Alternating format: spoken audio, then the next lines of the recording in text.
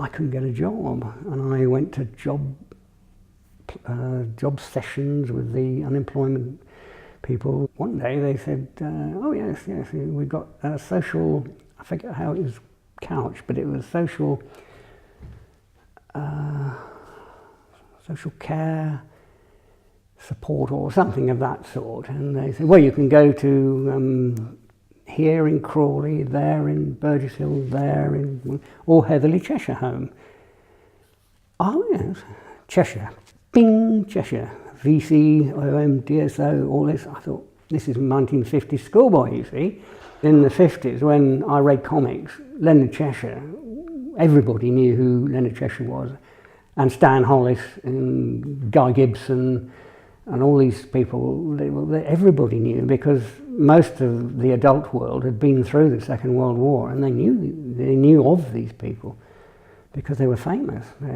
Any nation under stress, elevates its heroes, quite rightly. Anyway, I came here, and the deal was, you're a full-time job seeker, but you're allowed to come here for 3 mornings a week, and you can do whatever the volunteers do, you see. So that's how I came, in the beginning of 1995. Computer room. I was sitting with residents and helping them on the computer program. There was a flipper program, they called it, and it was a cursor, which there was a screen, and it had A to Z, and then 1 to 9, and 1 or 2 other things, and the cursor went bonk, bonk, bonk, bonk, and the user, every time it went past the letter or symbol they wanted, they ponked whatever they could. And there's one girl who ponked it with her heel. She's very good at it. And consequently, they were able to build sentences. They could write. And I loved that. But then they said, might go into the activities. Yeah.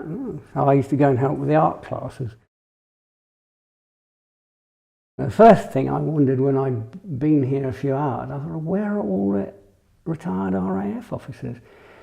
Because I thought it was Cheshire home. But no, I think I got the hang of it. And there were some very interesting people here. I mean, there was a lady who'd been here, Rosa, who'd been here since 1962, pretty well, almost, since it started. And she had Parkinson's disease, so she was in a wheelchair, but her brain was as focused and bright as a new pin, and she'd size everybody up, and nobody got anything past Rosa. I tell you, she used to run the resident shop. There was Roy Weeks. I mean, you probably, anybody who's been here more than about 20 years, you'll find them mentioning Roy Weeks, who, an amazing family, because there were a sister and 2 brothers. But they were lovely people, and they were the sort of people you remember. Roy, he's good man. But he's the thing that memories are made of, that sort of thing. Well, I'm so grateful, I really am. Oh, I really am. I mean, how it came about, coincidence, well, I don't know. I mean, I was involved in the health service, obviously, so I'm familiar with caring environments, but Heatherley's special. And I've been to other Cheshire homes, I'm sure they are as well, but Heatherley really is special.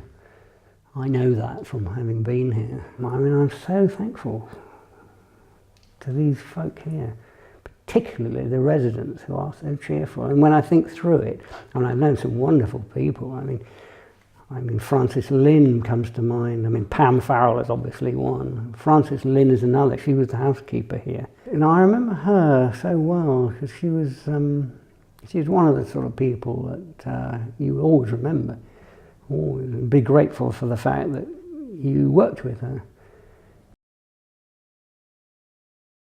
One of the things which is a big thing about Heatherley is the Roland Close. I mean, Princess Alexandra came to open the Roland Close bungalows, and they were quite revolutionary in their way when they were built, because it was only a few years after Heatherley was started, and they were for married couples, one of whom was disabled. That was the idea, because Pam had known that social services or local authorities didn't have that sort of housing.